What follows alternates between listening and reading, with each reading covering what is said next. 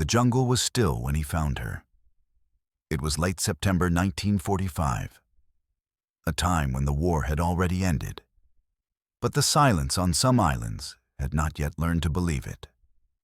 Private First Class Kenji Sato, a Nisei interpreter with the U.S. Military Intelligence Service, stepped through a clearing of tall kunai grass in northern Luzon, Philippines, where a small group of surrendered Japanese nurses were being processed.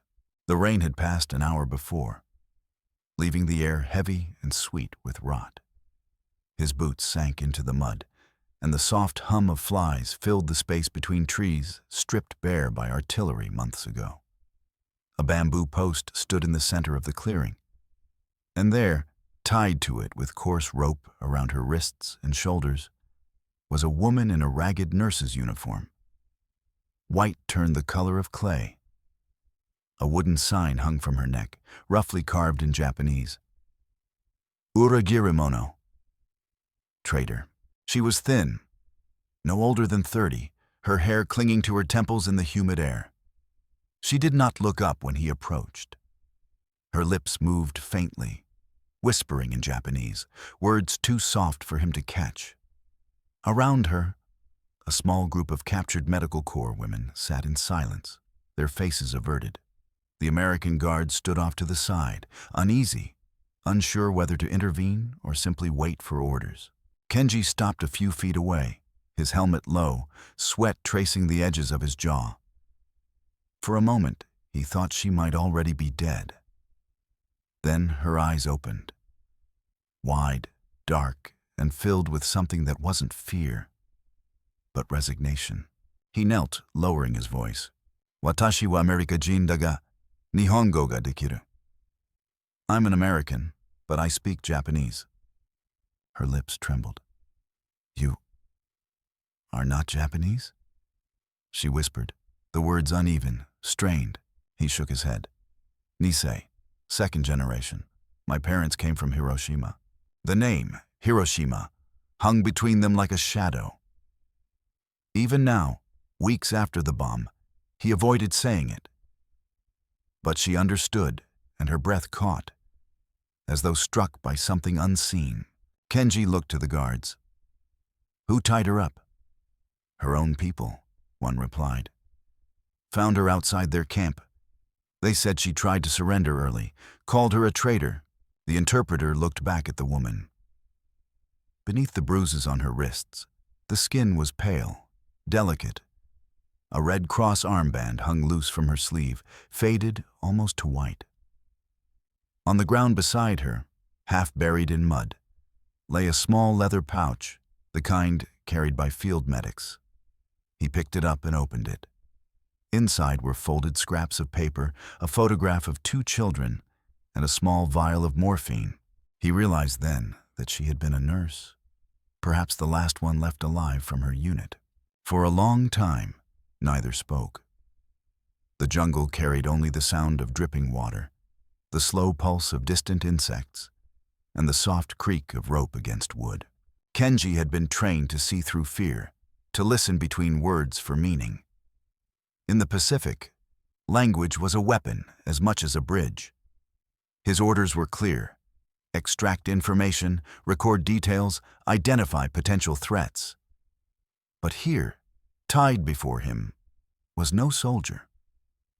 Only a woman who had already lost everything. Her unit, her uniform, her country, even her dignity. He took out a small knife and cut the rope at her wrists. The sound, that faint snap, echoed like a gunshot in the quiet clearing. One of the guards stepped forward, uncertain. Sir, orders? She's not a combatant, Kenji said softly.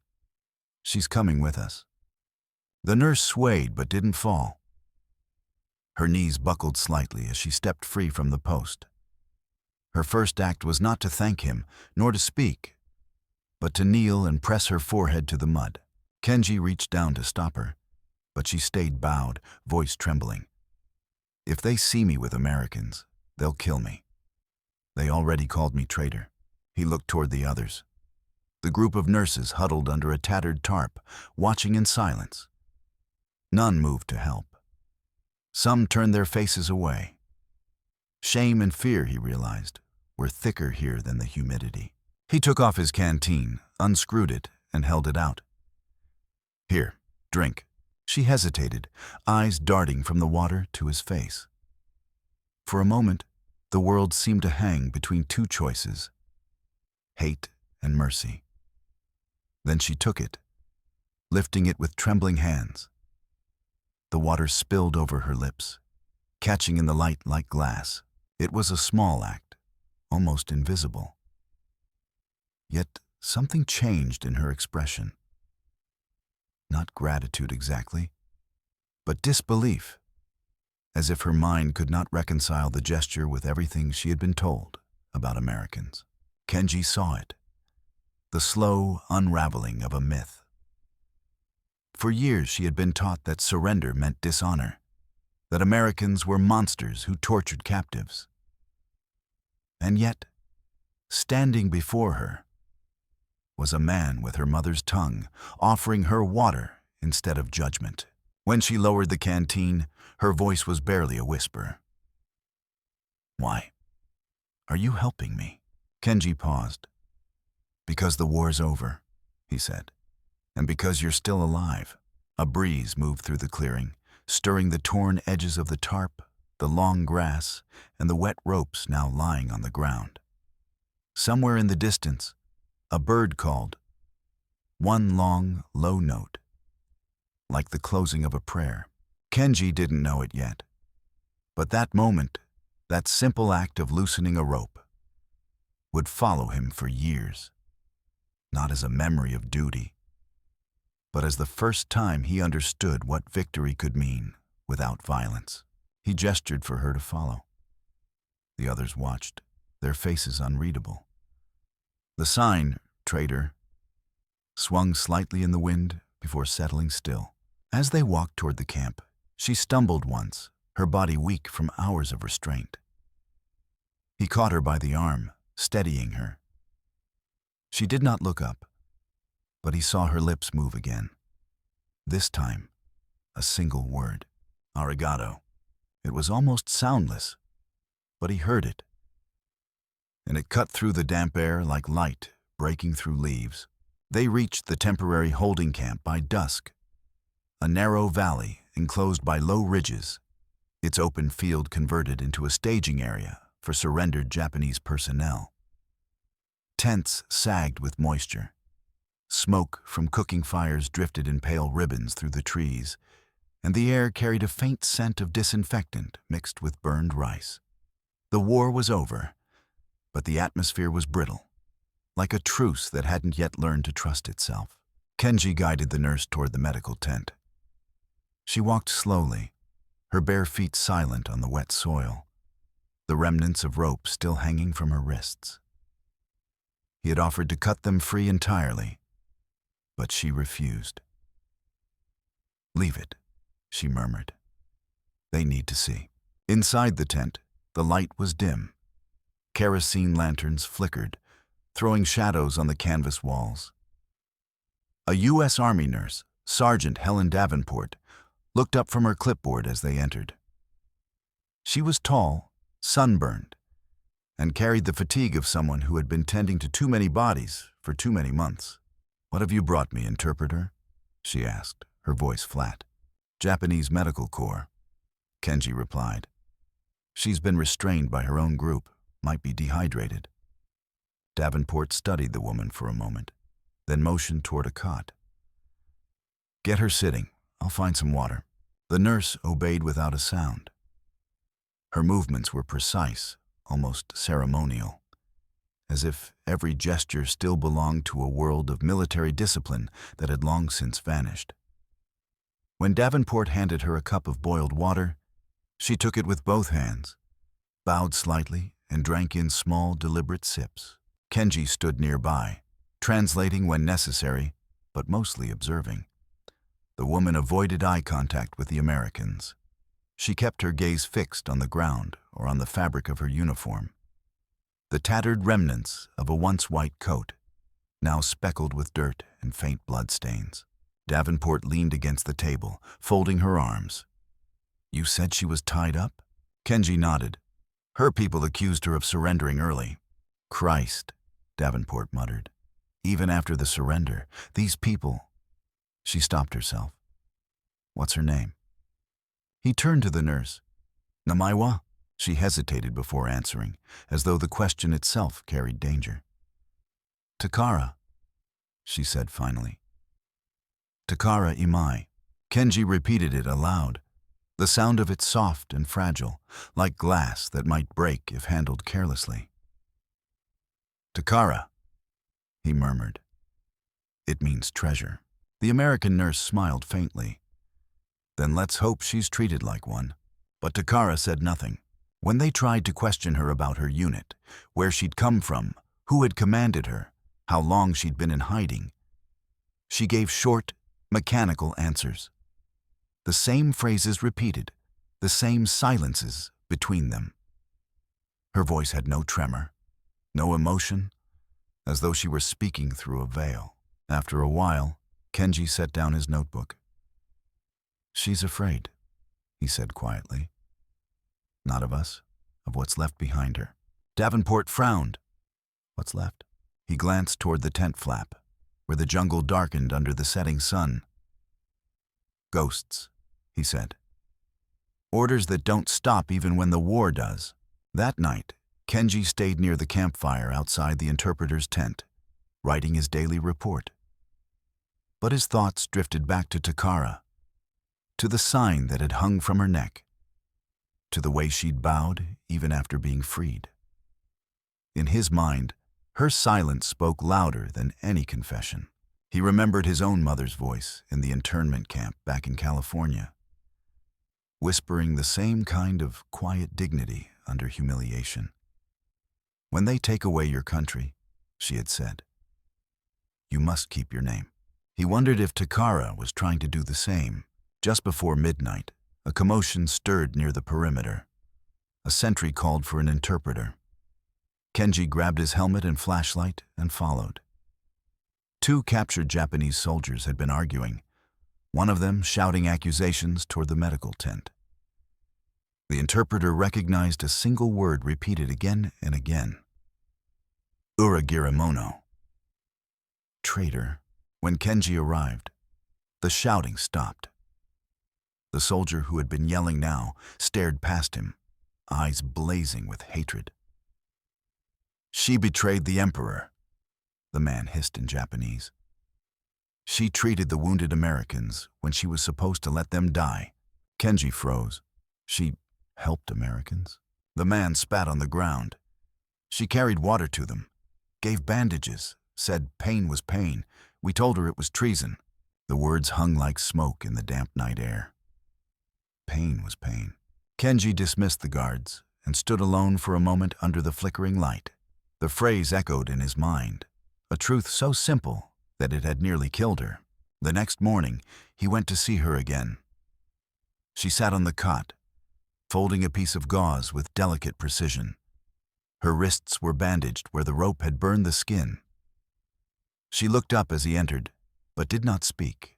He sat beside her. They said you helped the wounded Americans. Is that true? She didn't answer. Instead, she lifted her gaze toward the canvas ceiling, where sunlight filtered through in thin, trembling lines. When I was trained, she said finally, they told us a nurse must heal all who suffer. But then they told us only Japanese lives mattered. I did not know how to choose. Kenji's throat tightened. You chose mercy. Her eyes flickered. I chose shame. My country called it betrayal. But when the man on the ground is bleeding, the flag on his shoulder doesn't matter. For a long time, neither spoke. Outside, the camp stirred with the morning routine. The clatter of mess tins, the faint murmur of voices, the world rebuilding itself from the ashes. Kenji looked at her hands, steady now, resting on her lap. They were the hands of someone who had done what she was taught to do and suffered for doing it. He realized then that war did not end when the guns stopped. It ended when people like her, people who defied hatred by tending to pain, were finally believed. When he left the tent, the sign that had once hung from her neck lay folded on the ground beside her cot. The word traitor had been wiped clean, replaced by silence. The rains returned on the third day. Thick, unrelenting, and warm, the kind of tropical rain that erased the lines between sky and earth. The camp became a swamp of red clay and puddles reflecting gray clouds. Canvas roofs sagged, trenches filled, and soldiers moved like shadows, muttering curses as they hauled supplies out of the water. Inside the interpreter's tent, Kenji sat cross-legged, his journal open, a faint smear of ink bleeding through the page from the humidity. He was writing his translation reports, but finding it hard to concentrate. Each sound outside, the drip of water from bamboo gutters, the splash of boots in mud, the steady rhythm of rain on canvas, drew him back to the woman in the medical tent. Takara had not spoken much since their last conversation. The Americans respected her silence. The Japanese prisoners feared it. She existed in a strange limbo, too kind to be trusted by her own people, too foreign to be understood by those who had freed her. Kenji wiped the ink from his fingers and stood. He reached for his poncho and stepped into the rain. The medical tent was dim, its lanterns flickering weakly against the gray afternoon. Takara sat on a wooden stool near the entrance, holding a tin basin half filled with water. Beside her, Sergeant Davenport was boiling linens in a pot. The smell of antiseptic and steam filled the space. When Takara saw him, she set the basin aside and bowed slightly. Her hair was pinned up now, damp from the heat. The rain outside muffled everything, turning voices into whispers. "Are you still unwell?" Kenji asked. She shook her head. "No. The fever passed." He hesitated. "Then why do you still not eat?" Her gaze lowered to her hands, which were pale and scarred from the ropes. "I am not sure my body deserves to heal yet." The words struck him with quiet force. For a moment, he didn't know how to respond. "You think survival is guilt?" She nodded faintly. "When others died believing in purity, and I lived believing in mercy, I wonder which one betrayed the Emperor more." Kenji leaned against the wooden pole of the tent. The rain's steady hum filled the silence between them. "The Emperor has never seen you," he said, "but the men you helped saw you. They knew what you did." She looked up slowly. "You speak like one of us." "I am and I am not," he said. "My parents were Japanese. I was born in California. They called me enemy in both countries." Something flickered across her face. Recognition, perhaps, or sorrow. "Then you understand," she whispered. "To belong nowhere." The tent canvas rippled in the wind. Davenport stepped out to fetch more supplies, leaving them alone in the filtered light. Takara reached for the basin again and lifted it slightly. "I will wash the instruments. It helps me forget the noise." He watched as she dipped the cloth into the water. The surface trembled, catching the dim light, and for a moment it looked almost silver, like a fragile mirror. Her hands moved slowly, methodically, wiping away stains that were not just blood, but memory. Kenji sat down across from her. "When I was small," he said quietly, "my mother used to tell me water remembers. She said rivers keep the voices of those who cross them." Takara smiled faintly, the first true expression he'd seen on her face. "Then perhaps this basin remembers too much." She paused, then asked, "Why do you stay near me, interpreter? You have no duty here." He considered the question. "Because you remind me that kindness survives even in the language of war." She looked at him then, not with fear, not with gratitude, but with a weary curiosity. "And does kindness save us?" Kenji exhaled slowly. "No, but it keeps us human while we wait for salvation." The rain softened. The camp's noise faded to a low murmur. Distant laughter from the mess tent, the faint rumble of a truck engine somewhere on the flooded road. Inside, Takara wrung out the cloth and set the instruments neatly in a row. She moved like someone performing a ritual for the dead. He noticed the small photograph she kept tucked beneath her folded uniform. The 2 children he'd seen in her pouch on the first day. "Are they yours?" he asked. She nodded. "My younger siblings. The boy would be 12 now if he lived." "If he lived?" "There was bombing near Nagoya," she said softly. "We lost our home. I never heard from them again." Kenji felt a chill despite the heat. "I'm sorry." She looked at him, her voice steady.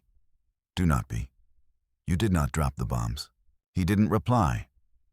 There was no defense, only the uneasy truth of his uniform. A uniform stitched from both sides of the war. Outside, thunder rolled over the valley. Takara rose and carried the basin to the corner, where a small barrel collected rainwater from a pipe. She poured it out slowly, watching the ripples vanish. Then she turned to him. "Interpreter," she said, her tone gentler now. "Do you believe water can forgive what blood cannot?" He met her eyes.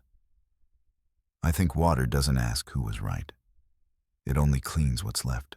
She nodded as if that answer was enough. When she stepped outside, the rain had eased to a soft drizzle. She stood under the eaves, letting the mist touch her face. The first sunlight in days began to break through the clouds, turning the droplets on the leaves into tiny mirrors of gold. Kenji watched her from the doorway. A nurse once condemned, standing beneath the same sky as her captors, letting the rain wash over her like absolution. In that quiet moment, she didn't look like a prisoner or a traitor. She looked like someone being reborn. And Kenji, the Nisei, who had lived between 2 nations, realized he was witnessing the same transformation he had sought all his life. The slow cleansing of guilt into something that resembled peace. He closed his notebook without writing a word. Some stories, he thought, should be carried in silence until the world is ready to understand them. The sound of rain faded completely, leaving only the dripping of water from the roof. Steady, deliberate, like the beat of a human heart returning to life. The morning after the storm, the camp was strangely quiet. The smell of rain still lingered. Fresh, earthy, almost clean. Smoke curled gently from the cookhouse, rising in thin gray lines that disappeared into the pale blue sky. Birds had returned to the trees along the ridge, singing in short bursts between the rhythmic clang of metal pots. Kenji walked toward the mess tent, his boots squelching in the softened soil. He carried his small notebook, though he hadn't written anything for 2 days.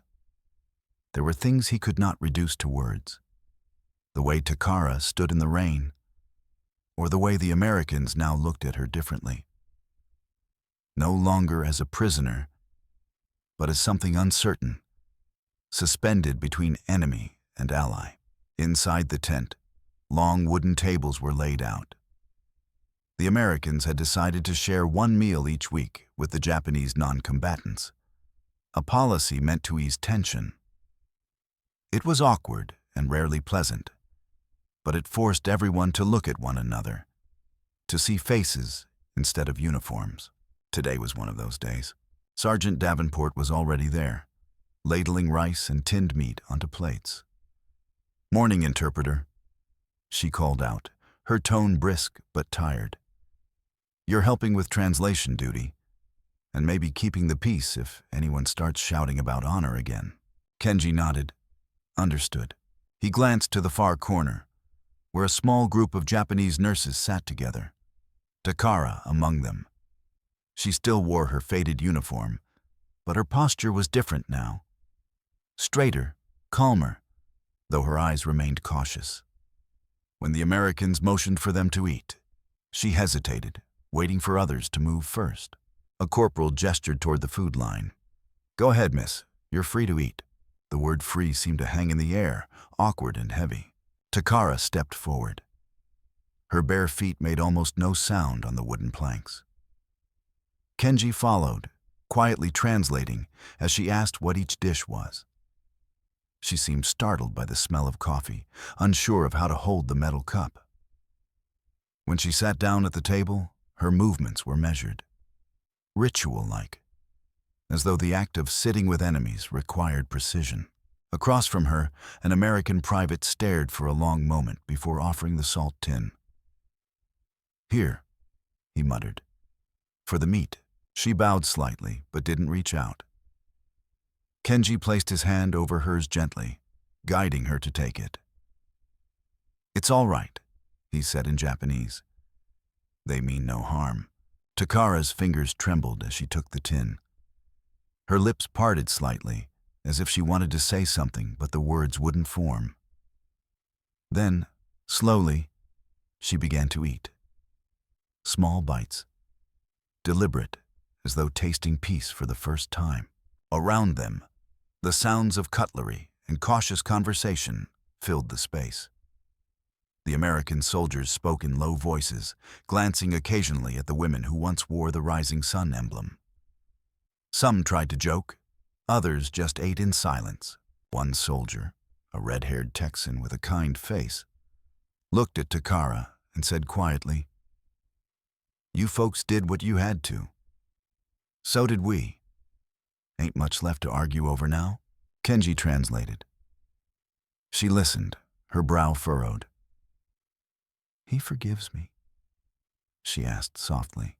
Kenji paused, then replied, "He says there's no more need for hatred." Takara lowered her gaze. "In our language," she whispered, "forgiveness is never that simple." When the meal ended, a young Japanese orderly approached the Americans, bowing deeply. "Arigato," he said. One word, awkward but genuine. It spread through the tent like a small spark of warmth. One by one, others echoed it softly. Takara stood and carried her empty plate toward the basin. But instead of leaving, she paused beside the cook fire, where a kettle of water boiled. She reached for a cloth and began wiping the table, clearing dishes, stacking utensils. Sergeant Davenport frowned. "You don't have to do that," she said. Takara shook her head. "A nurse cleans after the wounded," she said quietly. "We are all wounded here." Her English was halting, but the meaning silenced everyone. Even the Texan stopped mid-motion, spoon still in hand. Kenji watched her. The rhythm of her movements, the deliberate care she gave to every object, as though she were tending not to soldiers or captives, but to the idea of shared survival itself.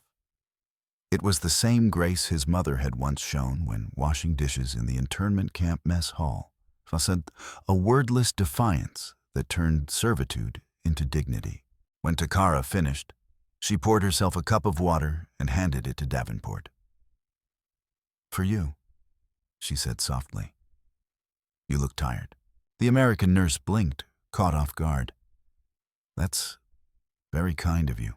"It's nothing," Takara replied. "Kindness costs nothing." Later that afternoon, Kenji found her sitting near the bamboo fence that bordered the camp, sewing a tear in her uniform sleeve with a borrowed needle. The sky was open now, streaked with gold light, the last breath of the monsoon sun. He crouched beside her. "You surprised them today," he said. "How?" "By reminding them that mercy can begin with a meal." She looked at the thread in her hand, pulling it tight. "Food is the same everywhere," she said. "Rice, salt, water. We only change the name when we decide who deserves it." Kenji smiled faintly. "Maybe one day, no one will ask who deserves it." She didn't answer. The light shifted, and for a moment her face softened, almost peaceful. "Interpreter," she said after a while. "What happens to people like us after wars end?" He took a long breath. "Some go home. Some never do." Most try to forget what they became when they were told to stop being human. And you? He hesitated. I'm still learning how to speak without translating. That made her smile. A small, tired smile, but real. As the sun dipped below the ridge, the air turned cool.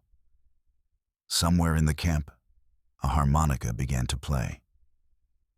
Slow, mournful, the tune of a soldier longing for a home that might no longer exist. Takara listened, her eyes distant.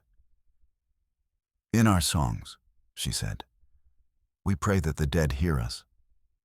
Perhaps the living need songs more. Kenji nodded. Maybe both. The day closed with that sound. One note rising and falling, carrying across the valley like smoke. It mingled with the scent of wood fire and the faint metallic tang of old weapons rusting in forgotten crates. The world, for the first time, felt briefly without flags.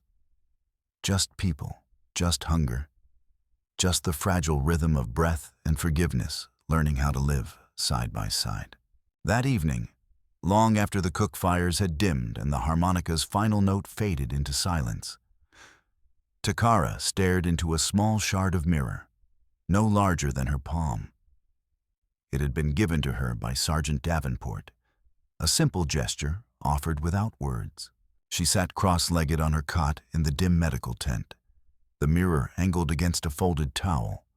A lantern flickered behind her, casting her reflection in soft, rippling light.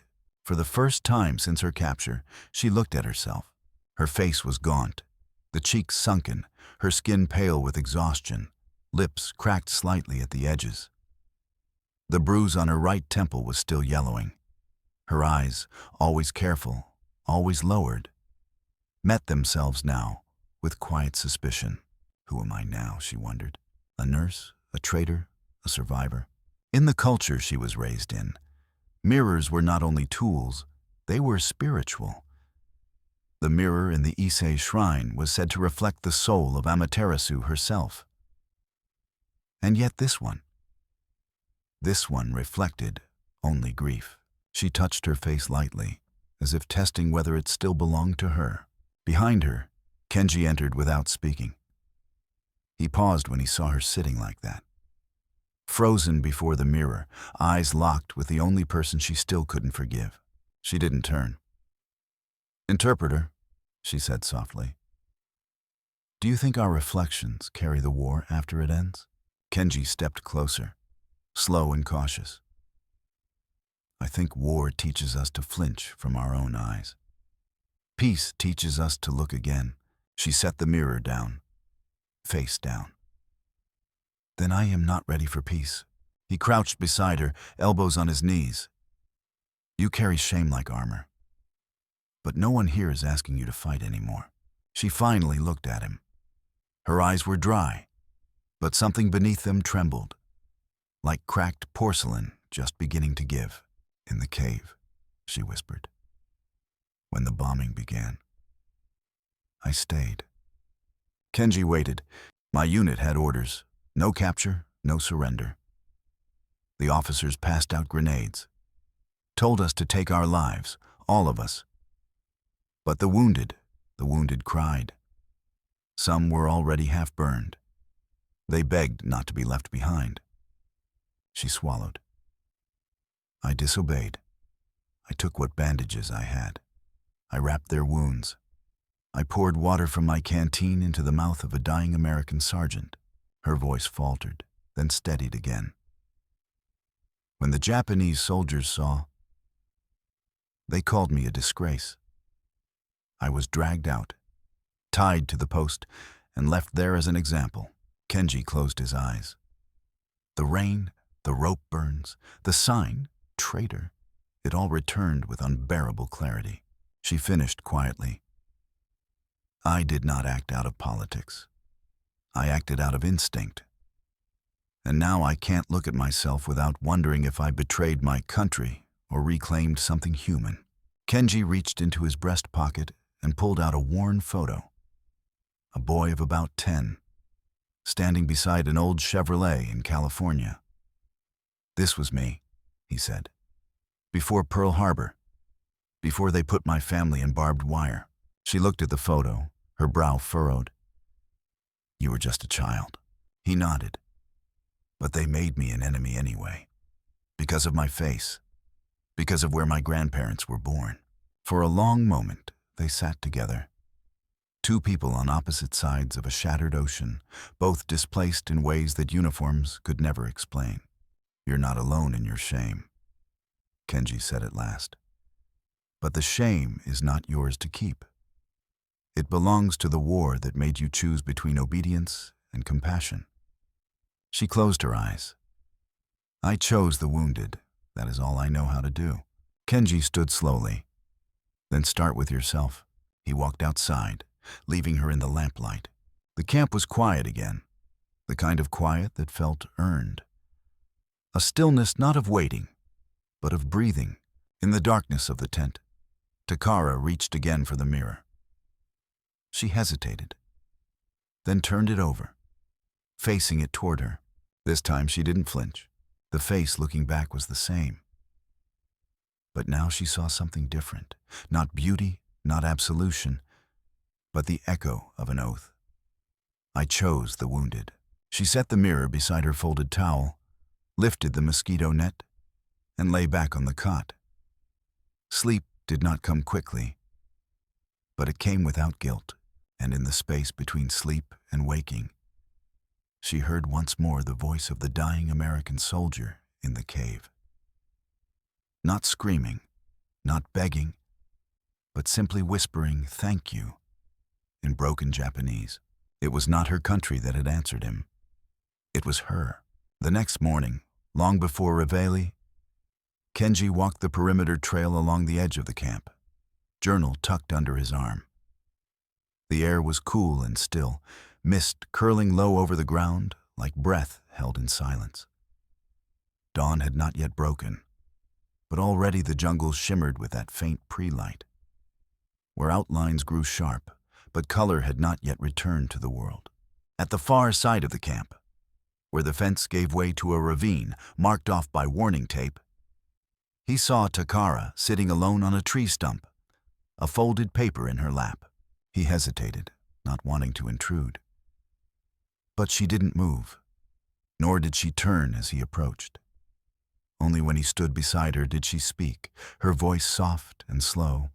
There were things I never got to say.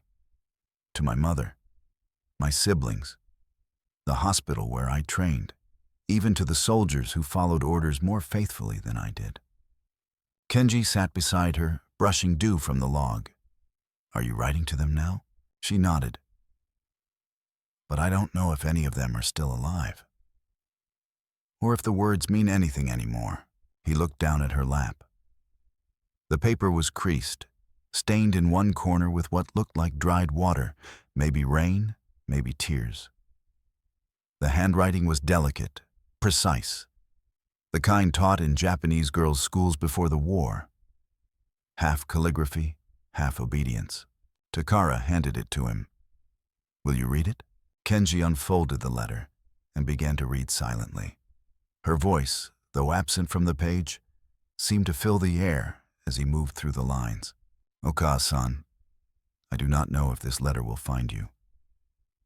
The last I heard, our neighborhood in Nagoya was gone. I dream of you sometimes. Not the way you looked when I left, but the way you sang when you cooked rice over the iron stove. I remember how your hands smelled like miso and warm cloth. I think I wanted to become a nurse because you healed things even when you had nothing but your voice. I was told to hate, but I could not. I was told to die for the emperor, but I did not. Instead, I stayed beside the wounded and poured water into mouths that spoke a foreign language. And I pressed cloth against wounds made by men who wore the same flag I once saluted. They called me a traitor, and maybe I am. But in that cave, surrounded by cries and smoke, the only thing I recognized was pain. And pain has no nation. It only asks for mercy. Kenji stopped there. He didn't need to read more. The weight of her words settled over him like the mist. He handed the letter back. This should be kept, not sent. Takara looked at him, puzzled. Why? Because it's not a confession, he said. It's a record.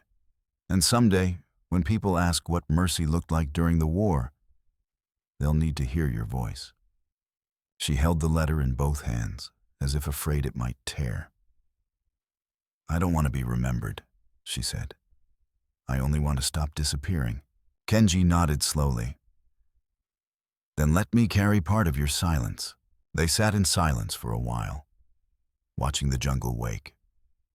Monkeys called from the canopy. A rooster crowed somewhere beyond the hill. Suddenly, a runner approached from the main path. A Filipino scout in U.S. uniform. Breathless from the climb, he handed Kenji a folded message slip. Kenji read it, eyes narrowing. A Japanese colonel has surrendered. He wants to speak with the captured medics. Says he has a list of names. Takara stiffened. Colonel Watanabe? You know him? She nodded. He commanded the field hospital where I served before it collapsed. He would have known I disobeyed orders. Kenji stood. He may be looking for survivors, or trying to settle old debts. Takara didn't move. If I speak with him, I risk confirming what they suspect about me. And if you stay silent, Kenji replied gently, he writes the story for you. That afternoon, the meeting was arranged under a guarded canopy outside the interpreter's tent. Colonel Watanabe, tall, thin, and sunken-eyed from weeks in the jungle, stood in a clean but tattered uniform, arms behind his back. He glanced at the women brought forward, eyes sharp despite his exhaustion. When he saw Takara, he paused. You survived, he said in Japanese. I did, she replied, steady. He studied her face. They told me you gave aid to the enemy, that you refused the final order, that you let them live. I did. The colonel didn't blink. Do you regret it? Takara stood straighter. I regret nothing. I chose mercy. He turned to Kenji. What will they do with her? Kenji met his gaze. Nothing. She's not under tribunal review. The Americans see her as non-combatant. A nurse who tended the wounded. The colonel nodded once, slowly. Then perhaps there is still one thing in this war we did right. To Takara, he said only, you shamed your uniform, but perhaps not your soul. Then he walked away. As the sun set behind the ridge, Kenji and Takara stood together near the canopy. Neither spoke for a long time. Finally, she asked, do you think he meant it? I think he meant that even a soldier can admire a nurse who refused to become a killer. She looked at her hands, fingers slightly trembling. Then, almost inaudibly, she said, the cave still lives in my memory. But now, I can breathe beside it. Kenji placed a hand over hers, light but steady. Then write again. Not to the dead this time. Write to the future. The letter in her pocket rustled as the wind passed, not as farewell, but as witness. The next morning, Takara was given permission to bathe. It was the first time since her capture, and perhaps even before, that she would be allowed to wash herself with hot water, soap, and clean cloth. Not as a prisoner, not as a soldier, simply as a human being. The makeshift bathing area was little more than a canvas tent strung up with rope and weighted at the corners with sandbags. A water pipe, jury-rigged from steel canisters and army plumbing parts, had been connected to a field stove, heating the rainwater to a lukewarm stream. It wasn't much, but to someone who had lived for months in mud and blood and ash, it was a cathedral. Takara stood outside the entrance, holding the towel Sergeant Davenport had handed her. U.S. Army issue, still bearing the faded stencil of a supply unit out of Honolulu. In her other hand was a small bar of brown soap, wrapped in wax paper and tied with string. It smelled faintly of pine tar and salt. Kenji waited a few steps away, unsure whether to stay or go. He wasn't needed. The American nurse would be inside if anything was required. And yet, part of him couldn't leave. Not out of duty, but because he sensed what this moment meant. Takara paused at the threshold, eyes flicking toward the tent flap. She didn't speak, but her shoulders trembled slightly. "You're safe," Kenji said softly in Japanese. "No one will come in. No one will watch." She nodded but didn't move. Then, in a whisper, "I was not afraid to die. But I am afraid to undress." He said nothing. Let the words live in the air as they were, heavy, sacred. "When they found me, tied to the post," she continued, voice brittle, "the other prisoners spat, called me shameful. Some said I had let Americans touch me." She looked up at him. "You know what that means. In our culture." Kenji swallowed. "I know." She drew in a shaky breath. "But I want the water." He smiled faintly. "Then let the water have you." She stepped into the tent. Inside, Sergeant Davenport helped her unfasten her ruined uniform. The buttons stiff with grime, the inner seams worn thin. She stripped down slowly, methodically, as if peeling away not just cloth, but years of weight. The nurse handed her a bucket, then stepped out, leaving her alone with the steam and the silence. Takara stood beneath the pipe, holding the soap in both hands. It was warm, not hot, but warm enough to feel alive. She stared at the water for a long moment, then reached up, turned the valve, and let it fall. The first stream hit her collarbone. She gasped, not from pain, from memory. She could not remember the last time warmth had touched her skin without violence. She lathered the soap slowly, gently, almost reverently. Her arms, her shoulders, her face. When she reached her wrists, still raw from the rope burns, she paused. Let the soap swirl over the scars. Let the water rinse it away, she cried then. Quietly. No sobs, no sound, just tears that mingled with the stream and vanished into the wooden planks below. It was not a cry of grief. It was something more ancient, something older than the war. It was a mourning for who she had been taught to become, and a release of who she still could be. Outside, Kenji waited.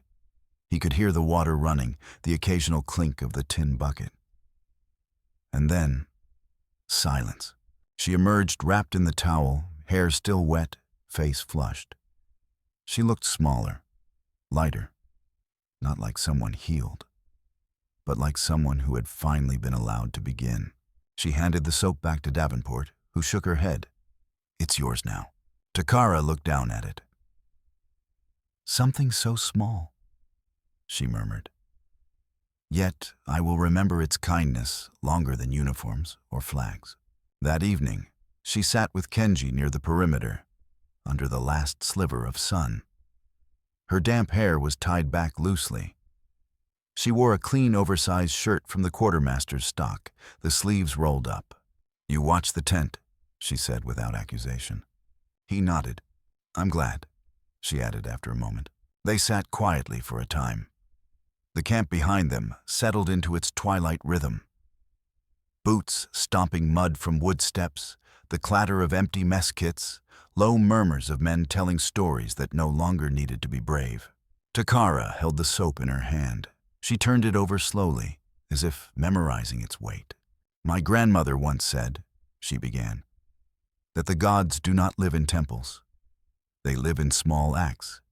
In the first rice given to a hungry child, in the cloth used to dress a wound, in the hand that refuses to strike when the heart is broken."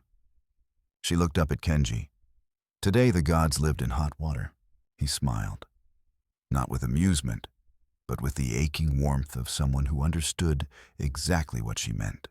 "I think they live in translators too," she added softly. "You spoke to me in my own tongue. But more than that, You never spoke like I was the enemy. Kenji turned toward the darkening sky.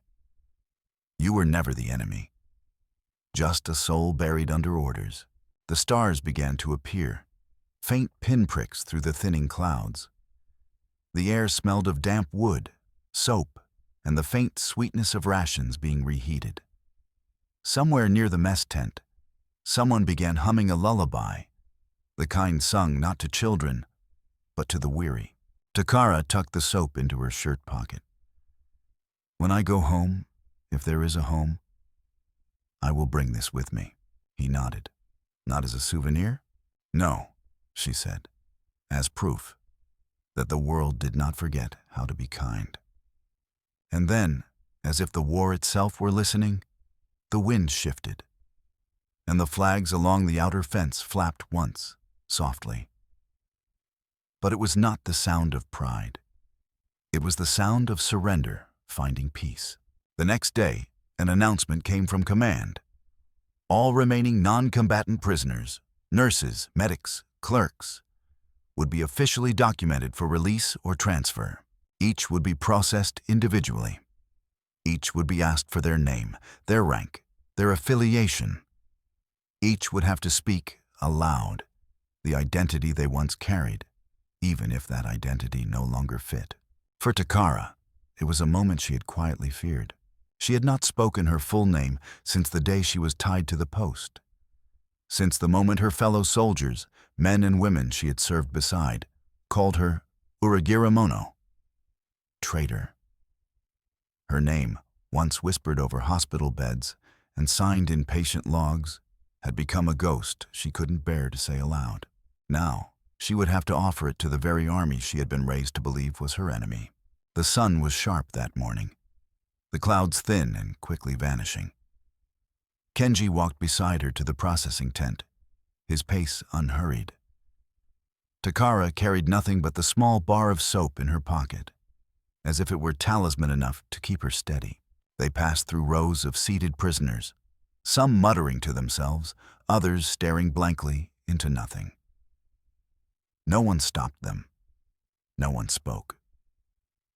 But as she walked, she could feel the eyes, the unspoken judgment still lingering in the air like smoke after artillery. Inside the tent, a wooden table had been set up with typewriters, record sheets, and a single American officer with wire-rimmed glasses and a neutral expression. Next to him sat a translator from another unit, not Kenji. A stranger. Takara tensed. Kenji noticed. He leaned in. Do you want me to interpret? She hesitated, then nodded. Please. He approached the officer. She requests me as translator. I've worked with her since intake. The officer glanced at the roster, then shrugged. Fine. Just follow protocol. Takara stepped forward. Her bare feet made no sound on the plywood floor. Kenji stood beside her, a clipboard in hand, ready to read the questions. He began in English, then repeated in Japanese. State your full name. Takara did not respond at first. Her eyes were locked on the table, on the form that would reduce her life to a few lines of ink. Kenji waited. He did not press her. Then slowly she lifted her head. Imai Takara, she said in a clear, steady voice. Not whispered, not ashamed. The American officer typed. Imai Takara. Kenji moved to the next line. Former rank or role? Takara inhaled. Gunny. Medical officer. Kenji translated aloud. The officer paused. She was commissioned. Kenji nodded. Yes, sir. Nurse, field deployment, 12th Medical Unit, Northern Luzon. Was she involved in combat? Kenji turned to her again. Did you treat wounded during active operations? Takara looked him directly in the eyes. Yes. Both sides. He translated without flinching. Yes. Japanese and American wounded. The officer looked up. Did she identify as surrendering before or after the Emperor's announcement on August 15th? Kenji translated, but Takara's answer came before he could finish. I surrendered in my heart long before the Emperor allowed it. Kenji paused. He looked at the officer. She surrendered before the official date, on her own. The room fell quiet. The officer tapped his typewriter slowly, processing the implication. Then he said, with no judgment in his voice, "That's all." Next, Takara stepped back. She turned to Kenji but did not speak. Her hands trembled slightly, not from fear, but from the weight of having said her name again. Having heard it written, typed, recorded, and not rejected. Outside, the sunlight had grown stronger. It warmed the canvas, illuminated the small cracks in the floorboards. She sat down on a bench beneath a fig tree. The shadow patterns moved across her face like old calligraphy rediscovering its rhythm. Kenji joined her, silent for a while. Then he said, "Your name was not erased." She nodded, but it was lost. Not anymore.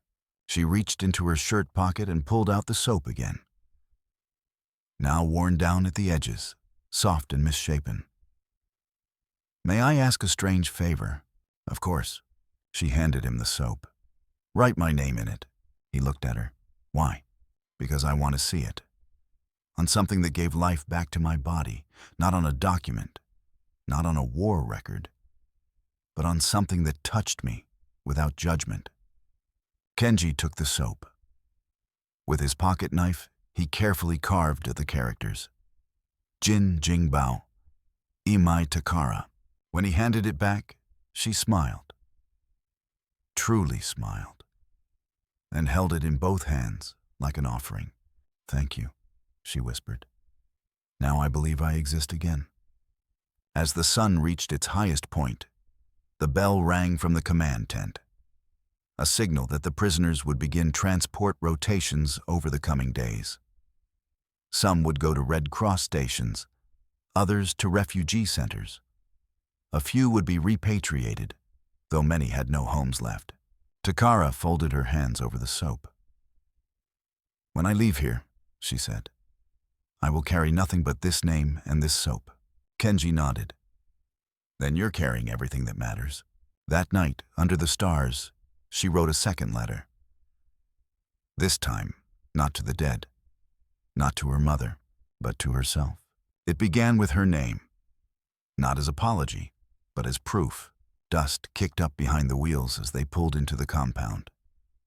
Olive drab GMCs, canvas-topped, each marked with faded white stars. They came not with fanfare, but with a quiet finality. A transport detail, not a victory parade.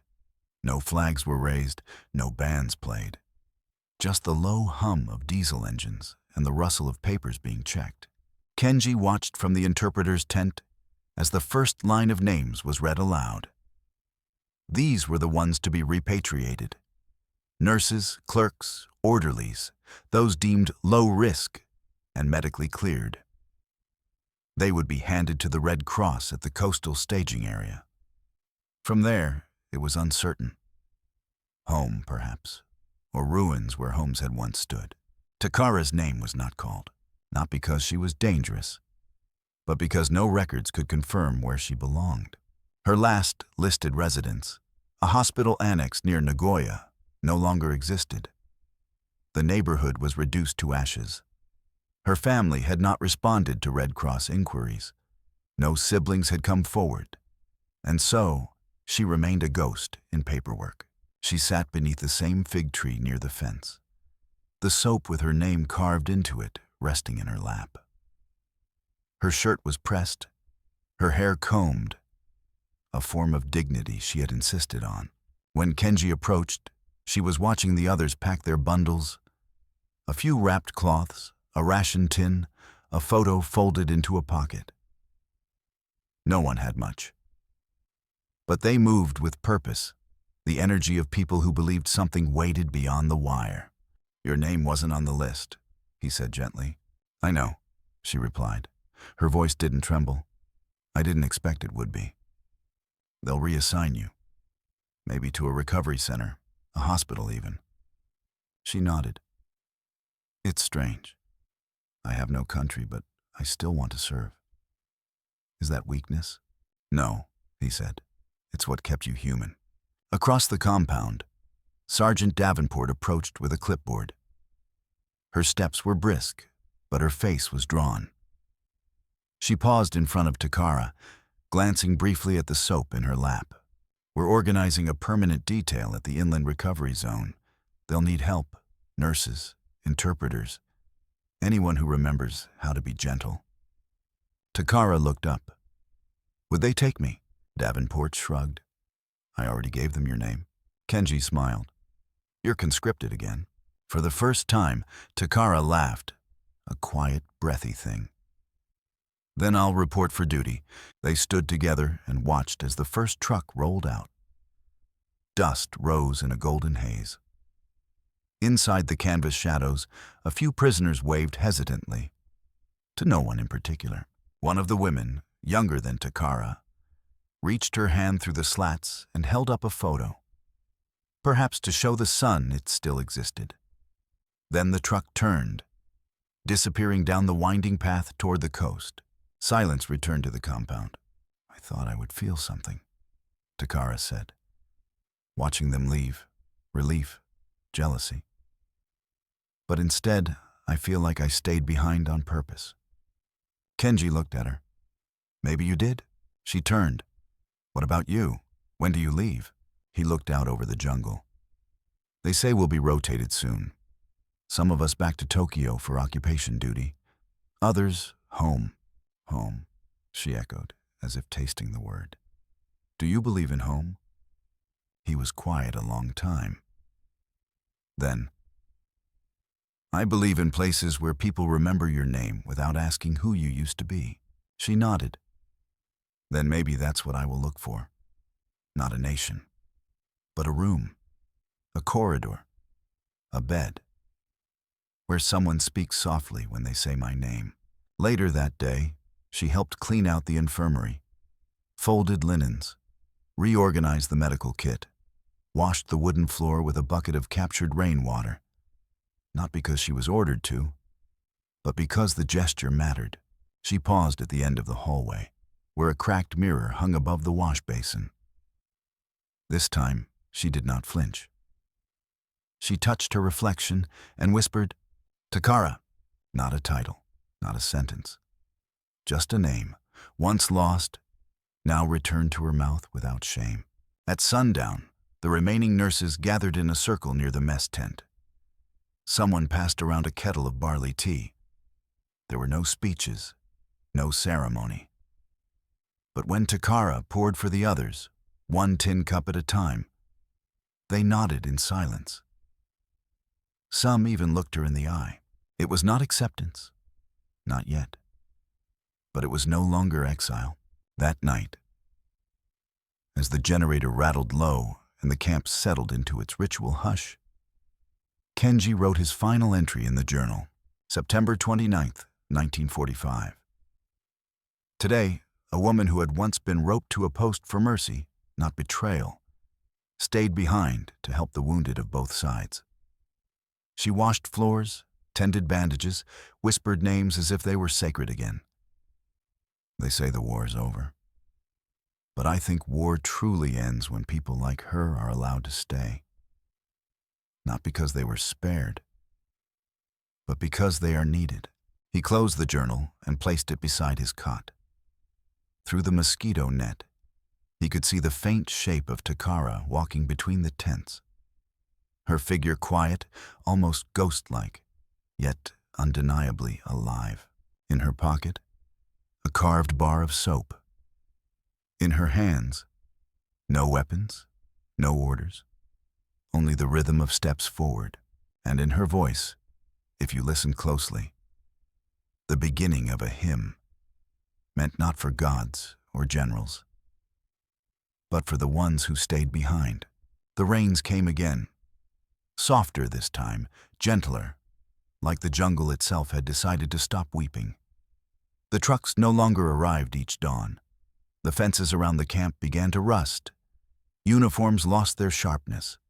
Routines relaxed into a rhythm that felt more like life and less like aftermath. Takara had been assigned permanently to the Inland Recovery Station, a converted schoolhouse nestled on a grassy hillside that overlooked terraced rice paddies. The war had never reached this place directly. There were no bomb craters, no shattered walls. Only the quiet hum of insects and the slow work of rebuilding bodies that had forgotten how to heal. She wore no rank, only a faded armband that read "Nurse" in English, sewn hastily by a Red Cross volunteer. It was enough. She worked alongside American medics and Filipino orderlies. Language was still a wall, but the wall had cracks now, through gestures, glances, shared weariness. When she approached a cot, no one flinched. When she asked a patient to breathe slowly, they listened. One afternoon, as she prepared a compress for a fevered GI, an American corporal with bandaged legs looked at her and said, not sarcastically, but sincerely, "You're not what I expected." Takara paused. "What did you expect?" He shrugged. "Someone angry, or scared, or both." She smiled faintly. "I was all of those. But I'm only useful now when I am neither." That night, a telegram arrived for Kenji. His reassignment orders had come. He was to report to General Headquarters in Tokyo, to serve as liaison during the occupation. The war was over, but its language still needed translation. He packed quietly, wrapping his journal in cloth and sliding it into his satchel. Before leaving, he made one last walk to the recovery station. Takara was outside, kneeling beside a bed of herbs she had begun growing behind the old school. Mint, lemongrass, and a few stalks of what she believed might be yarrow. The soil wasn't rich, but it held enough memory to support new roots. She looked up as he approached. "You're leaving." He nodded. "Tokyo." She stood. "Will you be stationed long?" "No one knows, but long enough to listen." She tilted her head. "And write?" He smiled. "Yes, that too." They stood for a moment in that soft silence that doesn't demand farewell. The kind that holds the weight of two people who had not planned to meet, yet now could not forget one another. Kenji reached into his satchel and handed her a small envelope. "For you, from the Red Cross registry. They found something." Takara opened it slowly. Her eyes moved across the page. Then again, more slowly, she pressed a hand to her lips. A name, her brother's, alive. In Hiroshima. She stood trembling, the paper fluttering in her hand. "They're sending it through civilian mail," Kenji said. "He asked if you survived. He wrote only one line. Tell her I waited." Takara looked up, her voice barely more than a breath. "I never believed I would be found." Kenji replied gently, "But you kept your name anyway." She nodded, her eyes shining. "I think I kept it so someone would return it to me one day." She folded the letter slowly, deliberately. "Interpreter," she said. "If you meet others like me in Tokyo, the ones who carry shame as if it were their blood, tell them this." He waited, that the last word of this war was not surrender. It was mercy. Kenji said nothing. But the wind shifted then, and he swore he heard a sound rising through the trees, not leaves, not birds, but something quieter. The kind of sound that only lives in the heart when silence has become too heavy to carry alone. He bowed deeply, as one does to an elder or a shrine. Then he turned and walked down the hill. Boots light, the weight of years finally lifting. Behind him, Takara stood in the garden, holding the letter to her chest, and the soap, still wrapped in cloth, in her other hand. She never asked to be remembered, but she had written herself into the world again, through wounds, through water, through words. And in that reclaimed place, where uniforms no longer mattered and shame had lost its voice, a single truth remained. She had been called traitor, but she had chosen life. And in doing so, she had saved more than just the wounded. She had saved the story, one that would be carried softly, solemnly, by those who knew that the war did not truly end when the guns fell silent. It ended when one nurse, barefoot and alone, dared to kneel beside an enemy and say, "Pain is pain, and mercy belongs to no flag."